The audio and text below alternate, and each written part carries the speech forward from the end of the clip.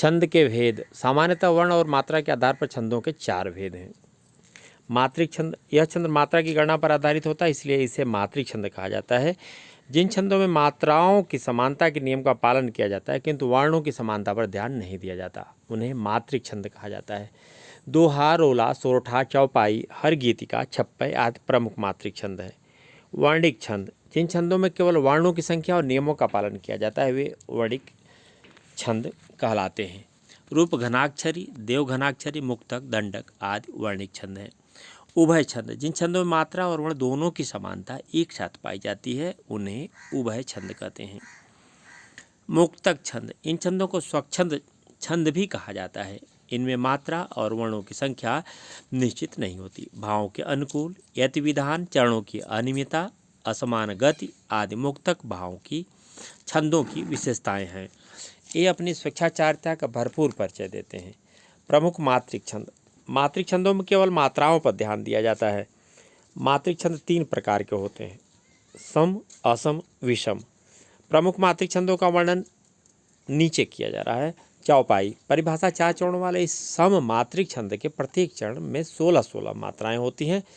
चरण के अंत में जगण, लघु, दीर्घ, लघु, जिसे हम ह्रस्व या गुरु, जिसे आप समझते हैं 1, 2, 1 जगण अथवा तगण, दोनों दीर्घ है, 2, 2, 4 और अंत में फिर लघु 1, कुल मिला के 5 नहीं होता। प्रथम तथा द्वितीय चरणों में तुक समान होती है। स्पष्टीकरण। इस उदाहरण में 4 चरण है, प्रत्येक चरण में 16-16 मात्राएं हैं तथा अंत में 2 गुरु वर्ण है। प्रत्येक चरण के अंत में यति है, अतः यह चौपाई छंद का उदाहरण है। दोहा।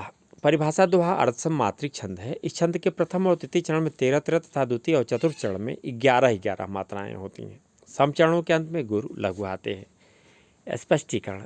इस उदाहरण में 4 चरण हैं। पहले कागा कागो धन हरय और तीसरे मीठे वचन सुनाए कर चरण में 13-13 मात्राएं तथा दूसरे कोयल काको दे एवं चौथे जग अपनो कर ले चरणों में 11-11 मात्राएं हैं। सम चरणों के अंत के वर्ण गुरु और लघु हैं, अतः यह दोहा छंद का उदाहरण है। सोरठा। परिभाषा। दोहा का उल्टा रूप सोरठा है। यहाँ पर दोहा समझना है। यह एक अर्ध सम छंद है, अर्थात इसके पहले तीसरे तथा दूसरे चौथे चरणों में मात्राओं की संख्या समान रहती है। इसके विषम चरणों पहले और तीसरे में 11-11 और सम चरणों दूसरे और चौथे में 13-13 मात्राएं होती हैं। तुक विषय चरणों में ही होती हैं। सम चरणों के अंत में जगण का निषेध होता है। इस उदाहरण के पहले चरण मूक होई बाचाल और तीसरे चरण जास कृपासु दयाल में 11-11 मात्राएं, दूसरे पंगु चढ़े गिरिवर गहन और चौथे चरण द्रव सकल कली मराधान में 13-13 मात्राएं।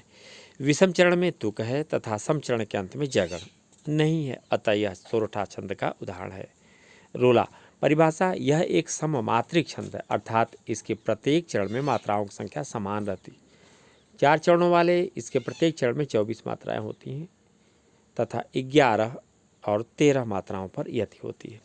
स्पष्टीकरण।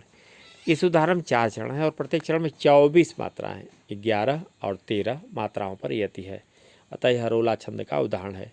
कुंडलिया। परिभाषा। यह विषम मात्रिक एवं संयुक्त छंद है। इस छंद का निर्माण दोहा और रोला के संयोग से होता है। इसमें 6 चरण होते हैं। आरंभ में दोहा और पश्चात में 2 छंद रोला के होते हैं। इसके प्रत्येक चरण में 24 मात्राएं होती हैं। स्पष्टीकरण। 6 चरणों वाले इस उदाहरण के प्रत्येक चरण में 24 मात्राएं हैं। इसका प्रथम चरण कोई संगीत दोहे में प्रथम एवं द्वितीय चरण को मिलाकर रचा गया है और इसके द्वितीय चरण पथिलेव की रचना दोहे में तृतीय व चतुर्थ चरण के सम्मिश्रण से हुई है। इसके अन्य चरणों की रचना रोला के चरणों को मिलाकर की गई है। इसमें यतियों की व्यवस्था दोहे एवं रोले के अनुसार ही है, अतः यह कुंडलिया छंद का उदाहरण है। हर गीतिका। परिभाषा। इस सम मात्रिक छंद के प्रत्येक चरण में 28 मात्राएं होती हैं और 16 और 12 मात्रा पर यति होती है। अंत में लघु गुरु का प्रयोग ही अधिक प्रचलित है। यह स्पष्टीकरण। यहाँ प्रत्येक चरण 28 मात्राओं वाला है जिसमें 16 मात्रा पर यति है, अतः यह उदाहरण हर गीतिका छंद का है। बरवय। परिभाषा। इस असम मात्रिक छंद में कुल 38 मात्राओं वाले 4 चरण होते हैं।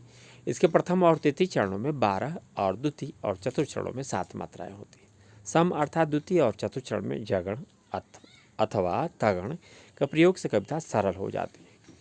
यदि प्रत्येक चरण के अंत में होती है। स्पष्टीकरण, यहाँ प्रथम एवं तृतीय चरण 12-12 तथा द्वितीय एवं चतुर्थ चरण 7-7 मात्राओं के हैं तथा सम चरणों के अंत में जगण लघु दीर्घ लघु लघु अभिप्राय 1 और दीर्घ अभिप्राय 2 1 2 1 अर्थात कुल मिलाकर के इसको अगर देखा जाए 3 है। अतः यह बरवे छंद का उदाहरण है।